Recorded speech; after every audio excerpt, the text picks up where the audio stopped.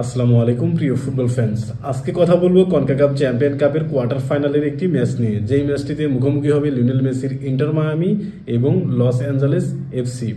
এর আগে অর্থাৎ ফার্স্ট লেগে ইন্টার মায়ামিকে কিন্তু 1-0 গোলে হারিয়েছিল লস অ্যাঞ্জেলেস, যার কারণে দ্বিতীয় লেগটি কিন্তু ইন্টার মায়ামির জন্য খুবই গুরুত্বপূর্ণ। আর দ্বিতীয় লেগটি অনুষ্ঠিত হবে ইন্টার মায়ামির ঘরের মাঠে, তাই ইন্টার মায়ামি চাইবে এই ম্যাচটা অবশ্যই জয়লাভ করার জন্য। কমপক্ষে ইন্টার মায়ামিকে 2-1 গোলের ব্যবধানে কিন্তু জিততে হবে, না হলে কিন্তু তারা কনকাকাফ চ্যাম্পিয়ন কাপের কোয়ার্টার ফাইনাল থেকে কিন্তু বিদায় নিবে। কারণ ফার্স্ট লেগে লস অ্যাঞ্জেলেসের বিপক্ষে 1-0 গোলে কিন্তু হেরেছে।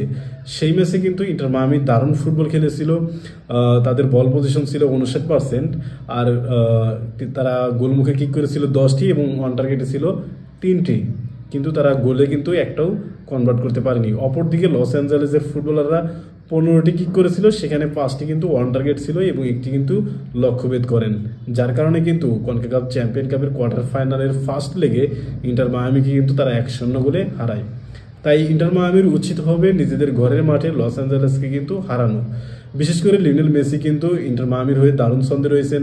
তারপর হচ্ছে Sergio Busquets, Jordi Alba, Segovia, তারপর হচ্ছে গোমেজ, পিকাল্ড, এরা কিন্তু দারুণ ফুটবল খেলে যাচ্ছেন। বিশেষ করে মেসি, লুইস সুয়ারেজ আর হচ্ছে সেগোভিয়া, এরা একের পর এক গোল অ্যাসিস্ট কিন্তু করেই যাচ্ছেন, কিন্তু সর্বশেষ 2 ম্যাচে তারা কিন্তু পয়েন্ট হারিয়েছে।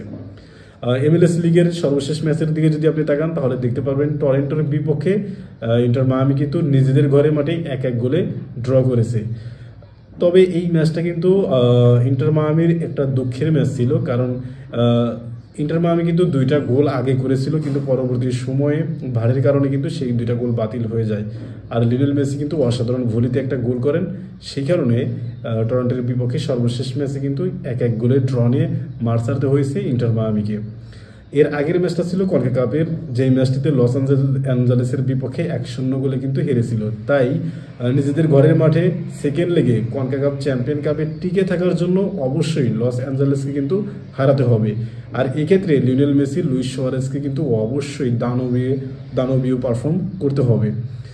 আর সাম্প্রতিক সময়ে ইন্টার মায়ামি কিন্তু ভালোই খেলতেছে।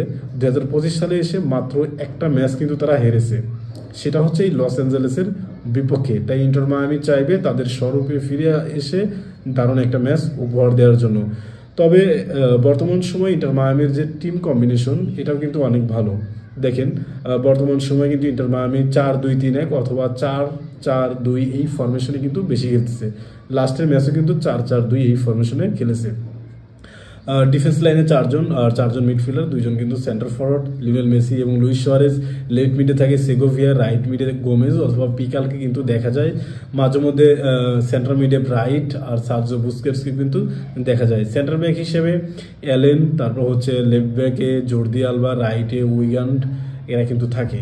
মোটামুটি ভালোই পারফর্ম করে যাচ্ছে বর্তমান সময়ে। এখন দেখা যাক ইন্টার মায়ামি লস অ্যাঞ্জেলেসের বিপক্ষে সেকেন্ড লেগে কনকাকাফ চ্যাম্পিয়ন কাপে ভালো খেলতে পারে কিনা এবং তারা স্বরূপে ফিরে এসে কনকাকাফ চ্যাম্পিয়ন কাপের সেমিফাইনালে উঠতে পারে কিনা, সেটাই এখন দেখার বিষয়। এই ম্যাচে ইন্টার মায়ামি কেমন পারফর্ম করবে, লিওনেল মেসি গোল করতে পারবেন কিনা, সেটা কিন্তু অবশ্যই কমেন্ট বক্সে জানাতে পারেন। ধন্যবাদ।